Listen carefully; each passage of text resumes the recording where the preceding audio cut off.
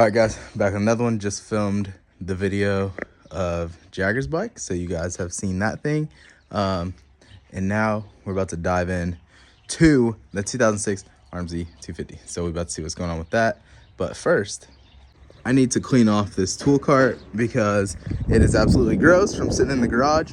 And I'm going to need to build that dirt bike and also Jagger's dirt bike and have all the spare parts sitting on that. I'll probably take the bottom shelf, he can take the top. I'll probably just put his whole bike on the top shelf and then just break it down like that. But yeah, we got to get this thing cleaned up real quick before we start anything.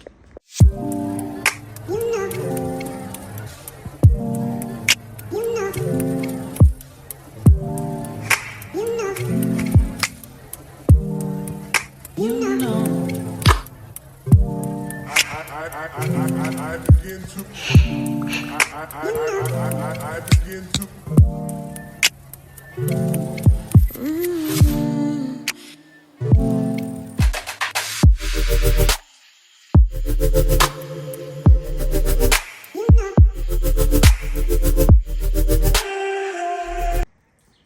And I'll put it in. Subscribe to Millix YT. You gotta tell him what you do on there. Oh, I react to videos and I kind of roast them. So watch it. It's really good. Millix YT. It's just Millix. M-I-L-T. No, M-I-L-X. Oh, yeah, they can't hear you until you're in front of the camera. M-I-L-X channel. I gotta change it to that. You gotta change it to that? Yeah. It's not even that right now? Yeah. You better hurry up because I'm putting this video. I'll probably put it tomorrow. Or a couple days actually, because I filmed another one right before you got here.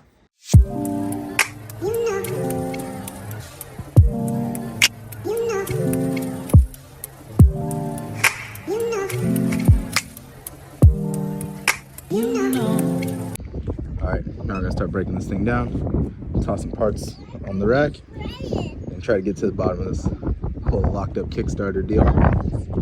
Your feet weren't working. Those feet wasn't working. Because my this wasn't up. Then plus this happened. Now this is loose. My feet. It just waggled.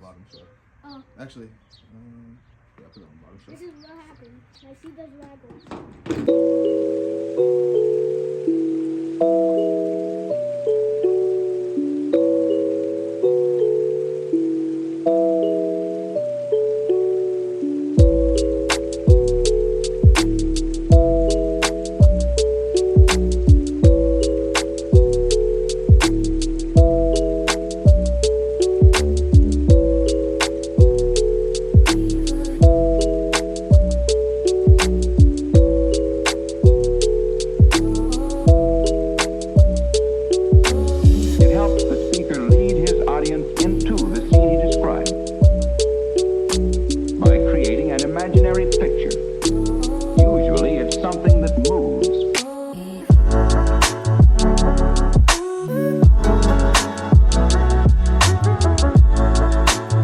Alright, so I found some nonsense.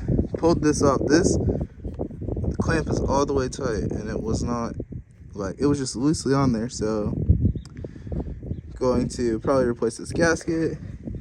I also noticed that the header bolt was missing right there. What else? This airbox boot started to rip a little bit when I was pulling it off, so got to check that, make sure that's fine. The rear shock, the spring is just here, not doing nothing. So that's interesting, but yeah, we'll keep turning this thing down. And I'll just update you guys in a minute. I'm not gonna do any more time left. All right, so I got this thing tore down, subframe off, tank off, the valve cover off, and now I am taking out the spark plug. I've already actually pulled the timing plugs out, and I did twist it, and not twist it, but like turned it to turn the motor over. I did get the motor to break free. I felt it break free, but it did not feel great. So I am praying to God it's in the top end. So we'll get this spark plug out and then just quick look down in there, see if we can see anything like the piston jarred up or anything, and go from there. But we're definitely pulling this head off today. All right, let's pull the cam caps off.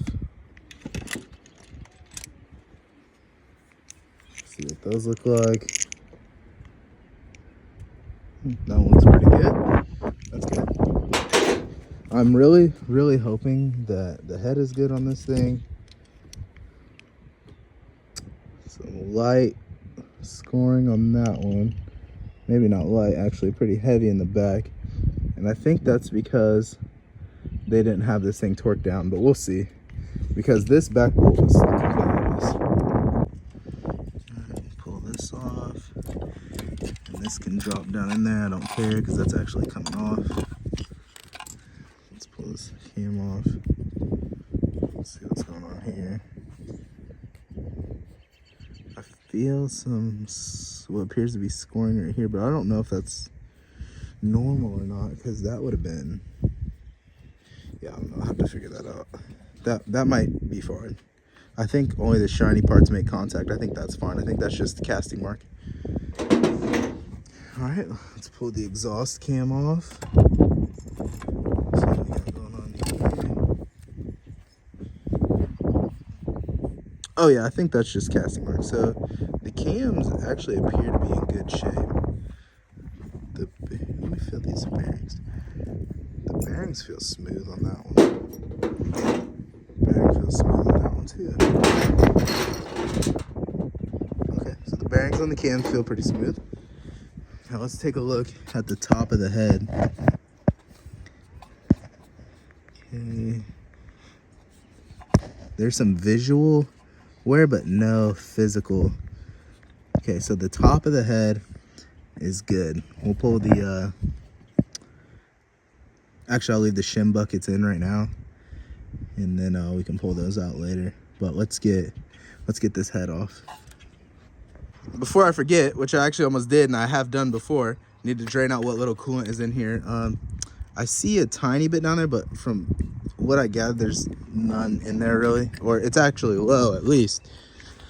So let's just pull this out. It should be this one or this one, I forget. I don't see a crush washer on either one of them, so let's see. Maybe it could be higher, but I think I'm gonna go with this one. Is it that one? Not that one. Okay, let's put that one back in.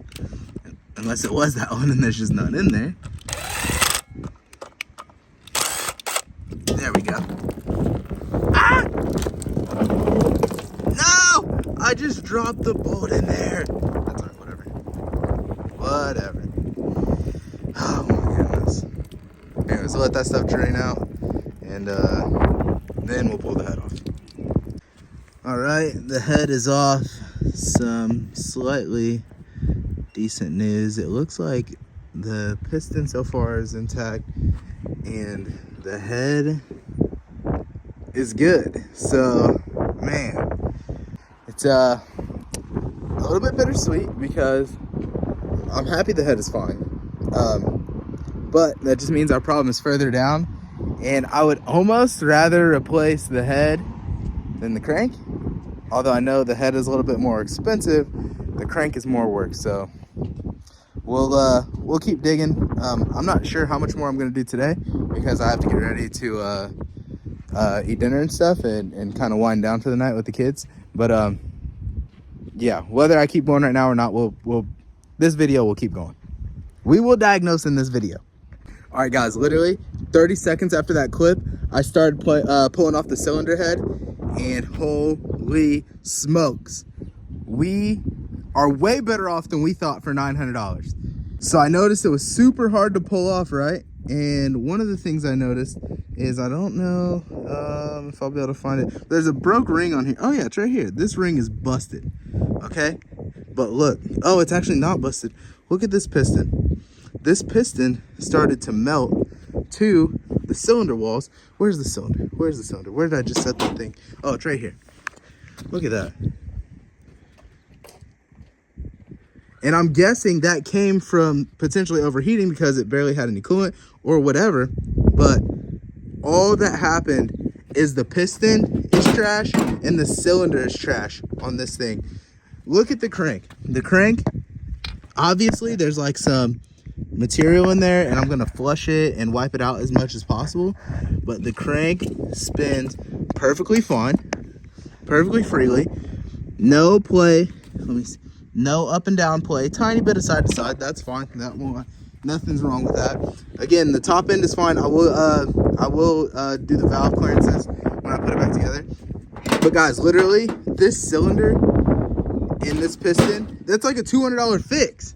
It's like $200 fix. So we can get this bike running literally for $200. So we will only be potentially like, let's say, what I paid $925 plus $1125 on this build to get it running.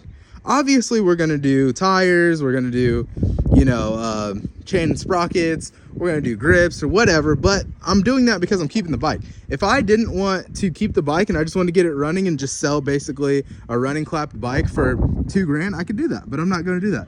So man, I am super hyped. I'm hyped that we found the problem this quick. I'm hyped that the video doesn't have to go until tomorrow, so I can upload this a little earlier. And I'm just hyped in general, man. So I appreciate you sticking with me.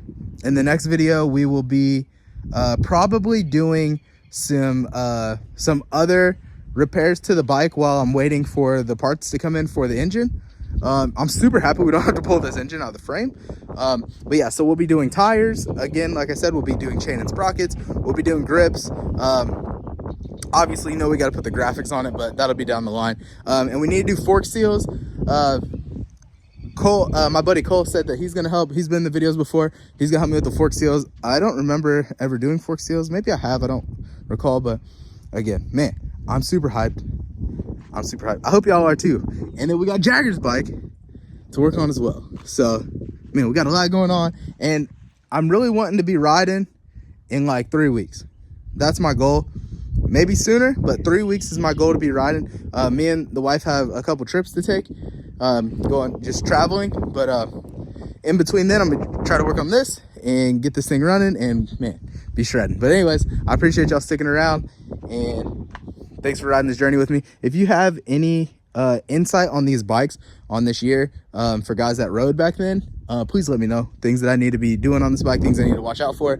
If I need to change, I'll probably just change the timing chain while I'm here. Maybe, I don't know, it's in pretty good shape. But like if I need to change the valve guides or anything, or not valve guides, but timing chain guides, anything like that, just let me know. I'm sure I'll probably do clutch too. Anyway, I'm rambling. Another video, another time. We'll talk more. Peace.